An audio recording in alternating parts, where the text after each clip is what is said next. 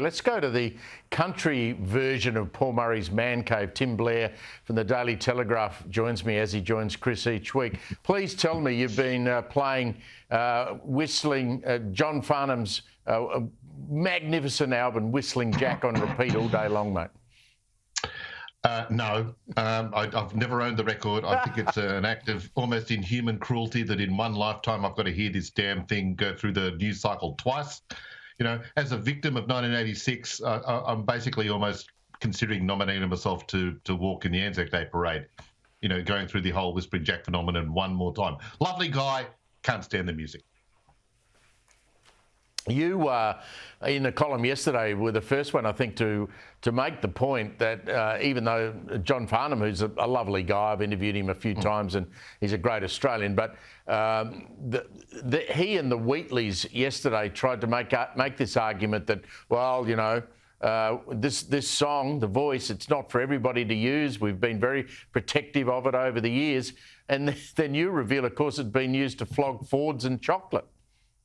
Chocolates, Fords, the AEC used it in the early 2000s, I think.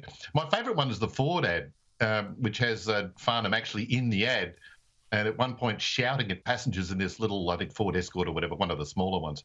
And he's making fun of himself. He's making fun of his vocal style, which in that era was very bombastic. He was a bit, you know, post-Sadie, let's say. And it's a nice clip to look at. Not a very successful ad campaign, but yeah, it's not as if this is a sacred tune that's never been let out of its gilded cage ever. That's nonsense. But Tim, I watched that ad attached to your column because I read your column online, and what I couldn't quite believe was that there was a Ford back then that actually operated on voice commands to play music. Is that real?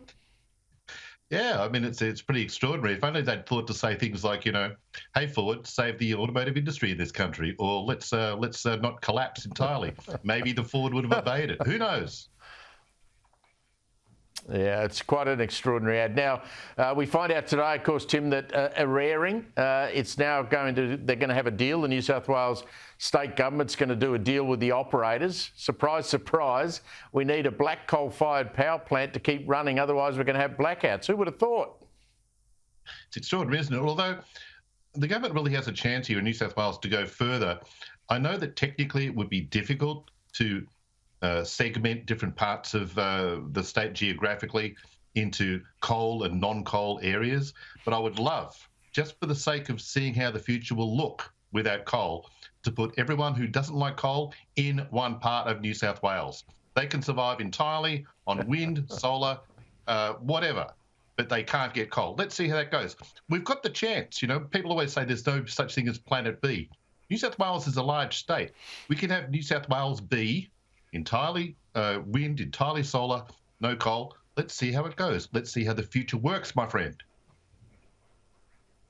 It's a very delicious idea, and our dear colleague and friend Andrew Bolt years ago on radio with me suggested that Melbourne kept voting for the Greens leader Adam Bandt. He holds the seat of Central Melbourne, and Andrew's suggestion was that Melbourne be forced to run off the energy policies of its local member Adam Bandt. Guess what? It never happened. Yeah, it'd be nice to see Adam on maybe a bicycle hooked up to a generator. He might be able to illuminate a desk lamp for 20 minutes before he got puffed out. But yeah, good idea. Another good idea from Andrew, and good on him. Have you got out there in the Wimmera, you've got a big Ford F-180, one of those massive Ram trucks? No, I don't. I don't have any need. I'm a townie out here, and it would be presumptuous and I would have fingers pointed at me if I presumed to own a useful vehicle. I don't have any farming function out here. But there are the big vehicles, the Dodge Rams, the Ford F-150s and so on, or there will be the Ford F-150s shortly. We've got the big Chevrolet Silverados. But, Steve, in the cities, I know that the cyclist community are very much against these larger vehicles. And I can only wonder what they think of even larger ones called buses. Have they ever protested about buses before? That's a very good point. Have you ever tried to cross? Yeah, I mean, look at that. Yeah, they're great. Sorry, mate. If you ever tried to cross George Street and get run over by a bus, you know how bad it is. Always a pleasure to catch up with you, Tim. Thank you very much for that.